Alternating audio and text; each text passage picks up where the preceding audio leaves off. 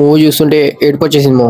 Welcome back to సినీ పండిత్. ఈ వీడియోలో మనం రాజాసాబ్ మూవీ రివ్యూ చూడబోతున్నాం. ఆల్రెడీ మూవీ రిలీజ్ కంటే ముందే 10 days బిఫోరే ఒక వీడియో అప్లోడ్ చేశారు రాజాసాబ్ గురించి. సో ఇంట్లో చెప్పిన మెయిన్ పాయింట్స్ హైలైట్ అయినాయి. ఇప్పుడు ఫస్ట్ దాన్ని చూడండి, మీకు క్లారిటీ వచ్చేస్తుంది. వీడియో వస్తే మన ఛానల్ ని సబ్స్క్రైబ్ చేసుకోండి, సపోర్ట్ చేయండి. అండ్ మూవీ చూస్తుంటే మాత్రం నాకు దారుణంగా అనిపించింది మో. మరి ఇంత రాడ్ మూవీ మారుతి ఎట్లా తీసిండు అని అనిపించింది. అసలు ముగ్గురు హీరోయిన్స్ అవసరం లేదు. అండ్ ట్రైలర్, టీజర్, పోస్టర్ లో వేసిన కొన్ని సీన్స్ లేపేశారు. అండ్ చాలా దారుణంగా ఉంది మూవీ. నన్ను అడిగితే ప్రభాస్ ఎంట్రీ బానే ఉంది, మీరు తీసుకున్న స్టోరీ లైన్ బానే ఉంది, కానీ ఆ స్టోరీని మీరు కరెక్ట్ గా ఎగ్జిక్యూట్ చేయలేకపోయారు. ప్రభాస్ లాంటి పెద్ద హీరోతో మూవీ తీస్తున్నామంటే మీ స్టోరీ గురించి మీకు క్లారిటీ ఉండాలి. సో ఓకే, క్లారిటీ ఉన్నదనేది తీసిరో అనుకుందాం, బట్ మధ్యలో 2 parts ఎందుకు వచ్చింది? అసలు ఈ 2 parts చేయబట్టి మంచి మూవీస్ ని కూడా తీసేస్తున్నారు మావా. మీరే ఫ్లాప్ చేసుకుంటున్నారు. అండ్ ఫస్ట్ పార్ట్ ని 4 hours చేసి మళ్ళీ దాన్ని ట్రిమ్ చేసి దాంట్లో మెయిన్ సీన్స్ ఎగ్గొట్టి ఒక సీన్ కు సంబంధం లేకుండా కామెడీ పనికిరాని హర్రర్ యాడ్ చేసి అసలు ఎందుకు తీసిరో అర్థమైతుందా మీకు? గట్టిగా అడిగితే ఇప్పుడు చూసిన మూవీ కంటే సెకండ్ ట్రైలరే నాకు బాగా నచ్చిందంట. దాన్ని నేను 10 times చూసిన. అరే